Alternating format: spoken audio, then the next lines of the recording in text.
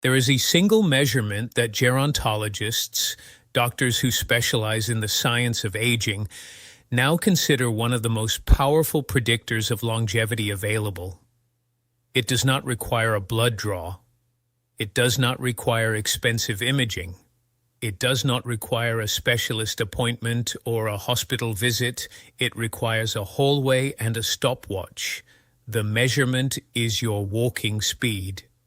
And the change I am going to share with you today, one specific learnable adjustment to how you walk, has been shown in research to improve that measurement, reduce fall risk, improve cardiovascular efficiency, protect cognitive function, and according to multiple large-scale longitudinal studies, meaningfully extend the healthy years of life in adults over 70.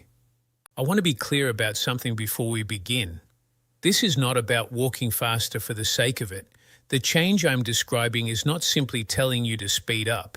It is a specific biomechanical adjustment, a change in how your body organizes its movement during walking that produces a cascade of effects throughout the cardiovascular, neurological, and musculoskeletal systems, effects that are well documented in the research and that most adults over 70 have never been told about in plain language. I am Dr. Wells, and this is WellAge Health, honest, evidence-based health information for adults over 55 every single week. Before we begin, I want to note that if you have a balance disorder, a recent joint replacement, an active neurological condition affecting movement, or a significant orthopedic issue, please speak with your physician or a physical therapist before making changes to your gait pattern. The information I am sharing is based on population research in generally healthy older adults and should be adapted to your individual circumstances with professional guidance if you have relevant medical conditions. Let's start with the research on walking speed and longevity because it is more remarkable than most people realize. A landmark meta-analysis published in the Journal of the American Medical Association, JAMA, pooled data from 9 separate prospective studies involving over 34,000 community-dwelling older adults aged 65 and above. The researchers measured walking speed, specifically the time required to walk 4 meters at a comfortable pace, and then tracked the participants over an average of 12 years. The findings were striking. Walking speed was a stronger predictor of survival than age, sex, body mass index, chronic disease history, blood pressure, and most standard clinical measures. Adults who walked faster than 1.0 meters per second, roughly a comfortable brisk pace, had significantly better survival outcomes than those who walked more slowly. And the relationship was dose-dependent. Each incremental improvement in walking speed was associated with a proportional improvement in survival probability. The researchers estimated that walking speed explained approximately 90% of the variation in survival outcomes among older adults that would typically be attributed to age, meaning that for predicting how long and how well someone would live after 70, their walking speed told the story more accurately than their chronological age alone. This is why gerontologists now routinely measure gait speed as a clinical vital sign. Your blood pressure, your heart rate, your walking speed. These 3 measurements together give a physician more information about your cardiovascular health, neurological function, musculoskeletal integrity, and overall physiological age than most standard laboratory panels. But here is the part of this research that most people miss, and the part that matters most for what I am about to share. Walking speed in older adults is not primarily limited by cardiovascular fitness. It is primarily limited by gait mechanics, specifically by the length of the stride, the activation of specific muscle groups, and the efficiency of the walking pattern. Adults who walk slowly after 70 are generally not walking slowly because their heart and lungs cannot support a faster pace. They are walking slowly because their gait pattern has progressively shortened, producing a shuffle-adjacent movement pattern that is biomechanically inefficient and that progressively undermines the muscle activation, cardiovascular demand, and balance challenge that make walking genuinely health protective. This is the insight that changes everything, and it leads directly to the single change, the single most impactful change to how most adults over 70 walk is this: lengthen your stride deliberately. Specifically, focus on extending the leg that is pushing off behind you rather than reaching forward with the leg in front. Let me explain this distinction carefully because most people, when told to take longer steps, respond by reaching forward with the front foot. This is the wrong adjustment and can actually increase fall risk by extending the leg in front of your center of gravity, creating a braking force with each step rather than a propulsive one. The correct adjustment is the opposite. Instead of reaching forward with your front foot, focus on pushing off more fully with your back foot. Specifically, as your back foot leaves the ground, allow the hip to extend more fully behind you, allow the knee of that back leg to straighten more completely, and allow the ankle to push off through the toe rather than lifting the foot flat from the ground. This is called improving push-off mechanics, and it is the single most consistently cited gait change in the physical therapy and gait analysis literature for improving walking speed, walking efficiency, and fall prevention in older adults. Why does push-off specifically decline with age? Several interrelated reasons. The calf muscles, specifically the gastrocnemius and soleus, are the primary muscles responsible for ankle push-off during walking. These muscles are among the first to show age-related strength decline, partly because of disuse, partly because of declining neuromuscular activation efficiency, and partly because of reduced Achilles tendon stiffness, which affects force transmission from the muscle to the ground. As push-off power declines, the body compensates automatically, shortening the stride length to maintain stability with less force generation. This compensation feels safe in the short term. Over years, it produces a progressively shuffling gait that significantly reduces walking speed, reduces cardiovascular demand per step, reduces the neurological challenge that maintains balance, and by reducing how much weight goes through the heel and toe with each step, reduces the mechanical loading that maintains bone density in the lower extremity. There is a second reason push-off declines that is less commonly discussed: hip flexor tightness. The hip flexors, specifically the iliopsoas, are the muscles that lift the thigh forward into each step. When the hip extensors have pushed the leg fully behind the body, the hip flexors are responsible for swinging that leg forward into the next step.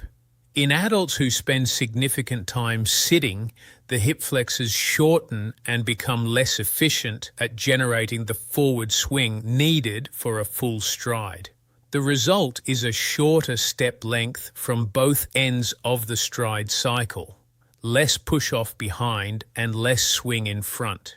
Together, reduced push-off power and tight hip flexors produce exactly the characteristic shortened, shuffling gait pattern that is visible in many adults over 70 and that the gait speed research identifies as the walking pattern associated with the poorest longevity outcomes. Here is what the change produces physiologically when you implement it consistently.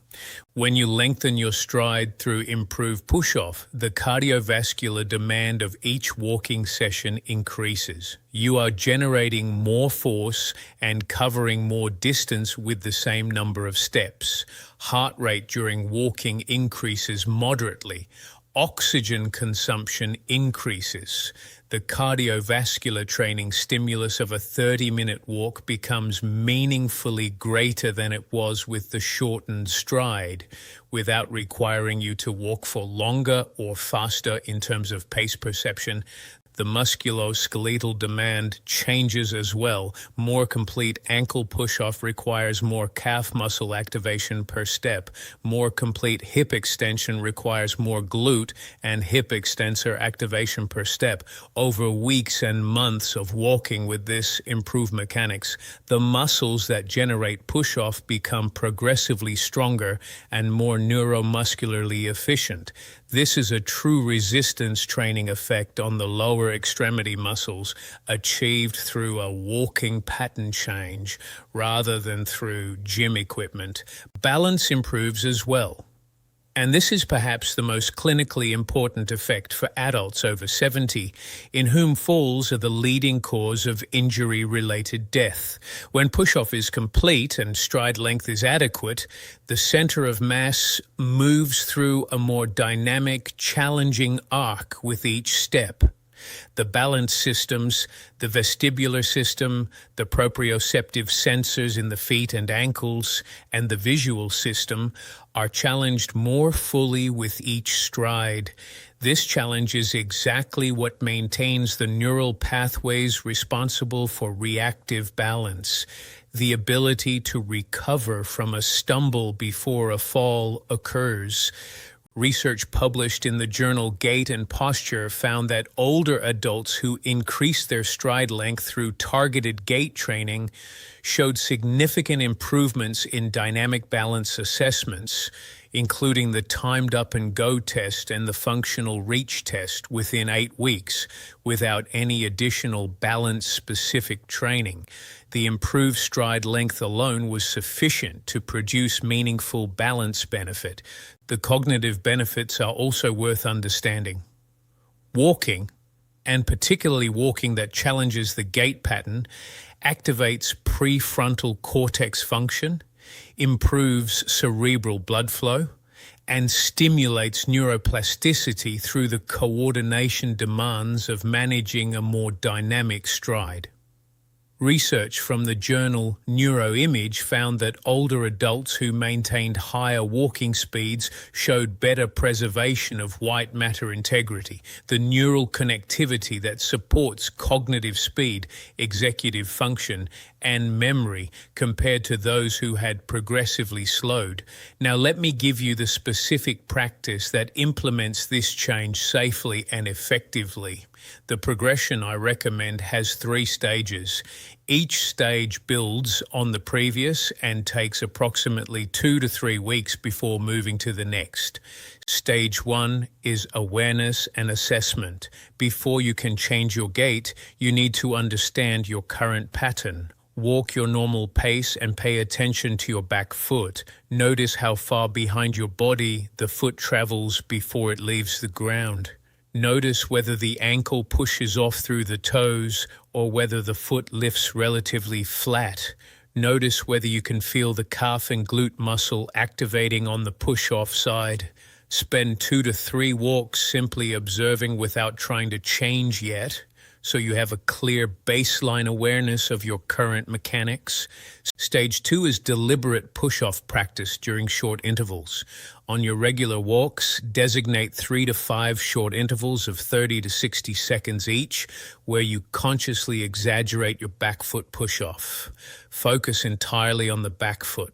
Let the heel of the back foot stay down longer as the body passes over it. Allow the toes to push through the ground as the final contact point. Feel the calf and glute contracting through the full range of push-off motion. After each deliberate interval, return to your normal walking for a minute or 2. Stage 3 is integration. Progressively extending the proportion of each walk, where the improved push-off is your natural automatic gait pattern rather than something you are consciously focusing on. This integration typically takes 4 to 8 weeks of consistent daily walking practice. Most adults report that by 6 to 8 weeks, the improved push-off pattern has become their default gait and feels natural and stable rather than effortful. Alongside this gait change, 2 complementary exercises accelerate the process by directly strengthening the muscle groups that power push-off. The first is calf raises. Standing behind a sturdy chair with hands lightly resting on the back for balance, rise onto the toes of both feet, hold for 2 seconds at the top, then lower slowly for 3 counts. Begin with 10 repetitions and build to 25 over 4 weeks. Once 25 is manageable, progress to single-leg calf raises. Calf raises performed daily take approximately 3 minutes and directly address the primary muscular deficit driving reduced push-off in most adults over 70. The second is a daily hip flexor stretch. Stand with one hand on a wall for support. Take a long step backward with one foot, lowering that knee slightly toward the floor while keeping the torso upright. You should feel a stretch in the front of the hip of the back leg. Hold for 30 seconds per side, twice per day. This stretch progressively lengthens the hip flexors that restrict full stride length. Here is your complete action plan. Step 1. This week, assess your current gait. On 2 or 3 walks, pay attention to your back foot push-off. Simply observe without changing anything yet. Step 2. Beginning next week, introduce deliberate push-off intervals on every walk. 3 to 5 intervals of 30 to 60 seconds focusing entirely on the back foot. Step 3. Begin daily calf raises immediately. 10 repetitions to start, building to 25 over 4 weeks. Step 4. Begin a daily hip flexor stretch. Both sides twice per day, 30 seconds each. Takes under 3 minutes total. Step 5. Measure your walking speed once per month using a 4-meter test. Mark 4 meters in a hallway, walk to the mark at your comfortable normal pace, and measure the time. Track this over 3 months. Step 6. If your walking speed does not improve after 8 weeks of consistent practice, or if you notice pain or balance worsening during this process, consult a physical therapist for a formal gait assessment. You walk every day. You have been walking every day for your entire life. And the research says that one specific change to how you do it, practice consistently over 8 weeks, can improve a measurement that predicts your cardiovascular health, your neurological function, your fall risk, and your survival probability more accurately than most blood tests your doctor orders. That change is push-off. It is the back foot. It is the calf and the glute and the full extension of the stride behind your center of gravity. Start on your next walk. Thank you for watching. Please subscribe. I cover topics exactly like this every week. Leave a comment and tell me whether you have noticed your stride shortening over the years and whether any doctor has ever measured your walking speed. I read every single comment.